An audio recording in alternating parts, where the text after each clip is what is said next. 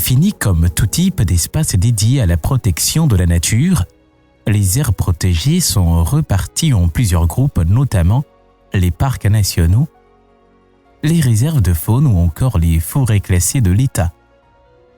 Le PALCC, dans sa mission de créer des puits de carbone, soutient le développement du couvert végétal au Togo. D'une superficie de 192 000 hectares, le parc Fazao Malfakassa s'étend sur environ 4% du territoire togolais. Il regorge d'une diversité de faune et de flore unique en Afrique de l'Ouest.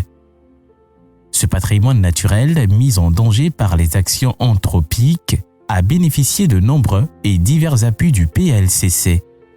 Les brigades de point de vue et de Calaré ont été réhabilitées à travers la construction de locaux, des éco-gardes ainsi que l'appui en matériel roulant. Nous avons bénéficié d'un véhicule 4x4 pour la surveillance, 2 motos et de l'aménagement des pistes.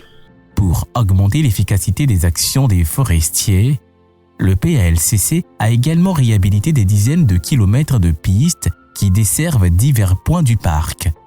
Tous ces appuis ont permis de renforcer la capacité des acteurs sur le terrain à réagir efficacement aux menaces anthropiques telles que le déboisement anarchique, les feux de brousse et le braconnage. Ça, c'est le piège dont les braconniers mettent souvent pour arrêter les gros gibiers, à savoir les bibales, les choses. Et c'est dangereux aussi pour nous. Si, lors d'une mission comme ça, quelqu'un met le pied dedans, là, ça lui prend là, ça peut casser le pied. Véritable puits de carbone, les aires protégées constituent aussi un habitat privilégié de conservation de la faune. Cet espace a été graduellement envahi par les activités de l'homme. Le PALCC a favorisé le retour de cette faune dans son milieu originel en permettant à la forêt de reprendre ses droits. Ici, nous sommes en l'aire protégée Amou-Mono. C'est une aire maintenant où on ne doit pas même avoir la présence humaine. Et maintenant, on a eu à délocaliser les habitants qui s'y trouvent. Et maintenant, l'activité principale qui a été menée dans cette aire, c'est le reboisement pour pouvoir restaurer les aires qui ont été dégradées. La conservation des aires protégées inclut aussi la mise en place des forêts classées de l'État. Au Togo, cette mission est confiée à l'Office de développement et d'exploitation des forêts, ODEF, qui se charge d'augmenter la couverture forestière. Avec l'appui du PALCC, l'ODEF a créé 13 nouvelles forêts classées. Au total, nous avons eu à produire au moins 1 500 000 plants, toutes essences confondues. Et ces 1 500 000 nous ont servi à reboiser 538 hectares.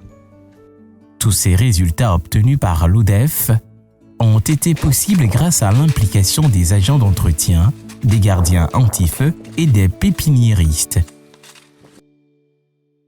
La résilience au changement climatique à travers la gestion durable des forêts passe par une bonne organisation des aires protégées. Une initiative qui doit sa réussite à des actions telles que la sécurisation des parcs nationaux, le reboisement des espaces dégradés pour le retour de la faune et la création de nouvelles forêts classées.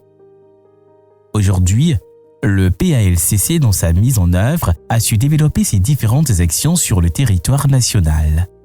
Des actions qui le positionnent comme une bonne pratique de lutte contre le changement climatique.